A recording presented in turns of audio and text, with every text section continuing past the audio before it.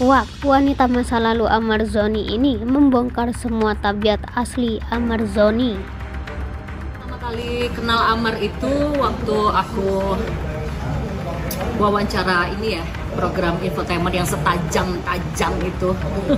Itu pertama kali aku ketemu sama dia di situ. Jadi waktu itu aku gerebek dia di kamar tidurnya bareng sama kru. Kita kasih surprise ke dia karena aku waktu itu jadi hostnya atau presenternya yang setajam itu. Ya udah, pandangan pertama di situ. Tahun 2012 ya kurang lebih ya. Sebelum dia pacaran sama Ranti itu udah lama banget. Jadi aku sama Amar itu deket ya, deket banget. Cuma dibilang pacaran itu juga nggak ada celebrating pacaran gimana-gimana. Dibilang nggak pacaran itu juga kayak orang pacaran. Intinya deket banget, dia ramah, dia baik banget sama aku, dia care banget. Hanya memang hubungan kita singkat ya, hubungan kita nggak lama. Jadi waktu itu aku sempat ditelepon sama dia, yang paling aku inget itu ya. Kalau telepon-teleponan sih sering dulu, WhatsApp, chattingan, ketemu, itu beberapa kali. Tapi yang paling aku inget itu waktu aku lagi sedih, lagi suntuk, itu dia sempat ngajak liburan rame-rame ke Bali. Aku nolak karena ke Bali kan mahal ya, tiket pesawat. Aku nggak mau sendiri, aku mau sama asisten. Dia baik banget, dia ramah banget. Jadi semua biaya tiket pesawat dari dia, akomodasi dari dia, penginapan semua dari dia. Akhirnya ya aku berangkat sama asistenku perempuan ya. Aku nggak mau, walaupun kita udah kayak orang pacaran, tapi aku nggak pernah mau berduaan ya, karena waktu itu aku udah hijrah ya, udah mulai pakai hijab. Jadi kita ketemu di Bali, akhirnya kita jalan-jalan. Itu dia ngelihat wajahku tuh kok kayaknya sedih gitu. Aku baru divorce kan, kayaknya sedih, ada masalah apa. Dia langsung berinisiatif buat ngehibur gitu. Kamu mau jalan-jalan kemana? Nggak tahu, jalan-jalan kemana. Langsung tuh supirnya disuruh muter ke sini ke situ. Pokoknya dia tuh bener-bener niat banget lah buat membahagiakan aku ya waktu itu. Akhirnya kita ketemu satu spot, itu namanya Seminyak Beach ya, dimana di situ aku pengen ada lampu banyak karena aku lagi penat kan. Aku pengen banyak lampu, kita makan rame-rame di situ sampai malam buka. Akhirnya dia nemu tempat itu Seminyak Beach, itu dia effort banget nyariin, bentar bukan di sini nggak bagus ini, Zeda kamu pengen tempat yang kayak gimana, bla bla bla segala macam.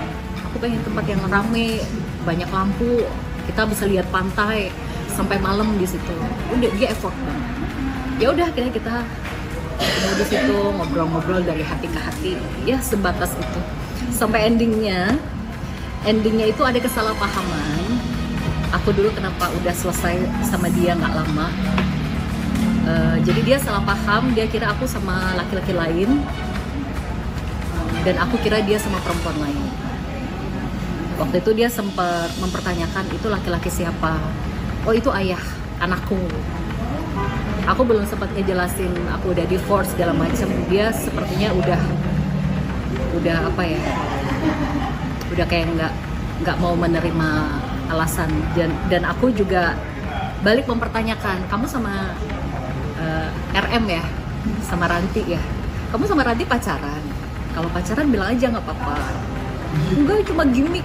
Dulu bilangnya gitu, cuma gimmick kok, bla bla bla segala macam. Pacaran juga nggak apa-apa, bilang aja jujur. Nggak jujur gitu, bilangnya cuma gimmick. Akhirnya ya udah, aku males debat, akhirnya aku blok WhatsAppnya. Udah, semenjak itu aku lihat, oh ternyata bener pacaran sama Ranti. Ya udah, sampai di situ aja hubungan kita. Nggak pakai kata-kata yang gimana ya, yang lebay-lebay gitu, enggak. Dia langsung ngasih perhatian. Sekarang gimana sih orang laki-laki udah effortnya segede itu, aku juga nggak bisa memastikan itu pacaran atau enggak, karena kayak orang pacaran. Tapi intinya hubungan kita singkat lah, pokoknya kita dekat banget dan hubungan kita singkat karena ada kesalahpahaman. Ya udah, sampai detik itu, sampai sekarang udah nggak pernah ada komunikasi. Aku nggak pernah ada komunikasi, walaupun sebenarnya aku bisa memulai ya, apa kabar, hanya say hello, tapi enggak lah. Aku cuma melihat di pemberitaan aja ya. Aku cuma melihat di pemberitaan aja sekali, 2 kali. Aduh, kok berkali-kali. Aku mau nyapa dia, aku tahu diri lah. Dia suami orang ya kan. Nanti ada fitnah lagi. Aku tahan diri dulu. Cuman ini udah yang ketiga, betul ya? Ini sudah yang ketiga menurut aku ya. Aku sedikit banyak mengenali karakternya ya. Dia itu tipikal orang yang sangat ceria, ya, rasa percaya dirinya tinggi. Kalau sampai dia menyentuh barang haram itu berarti dia sedang ada dalam masalah. Aku tidak tahu masalahnya apa, tapi yang aku baca dia sedang ada dalam tekanan mentalnya, psikisnya, entah itu masalah apa, aku tidak tahu. Yang aku tahu dia itu agamanya baik. Selama aku kenal sama dia, sholatnya tepat waktu, ibadahnya baik, dia nggak pernah ninggalin ibadah. Kalau seharusnya dia tahu ya itu barang haram, dilarang dalam agama. Tapi kalau sampai dia nekat menyentuh barang itu, logikaku bermain. Berarti dia punya ada sebab akibatnya. Berarti dia ada penyebabnya. Dia ada masalah yang berat banget dalam pikirannya. Bisa jadi ya, bisa jadi. Sekarang karena aku melihat dia Masya Allah ya, cinta mati ya sama Iris ya. Sama Iris mungkin bisa jadi dia dalam kondisi yang depresi banget. Mungkin di saat ini kan dia butuh dirangkul. Saat ini dia butuh ditenangkan. Saat ini dia butuh diberikan banyak nasihat, terutama secara spiritual. Tapi mungkin itu belum dia dapatkan semaksimal yang dia inginkan. Jadi mungkin dia lebih banyak, yang aku lihat ya, dia lebih banyak dihakimi, dibully, dihujat sana sini.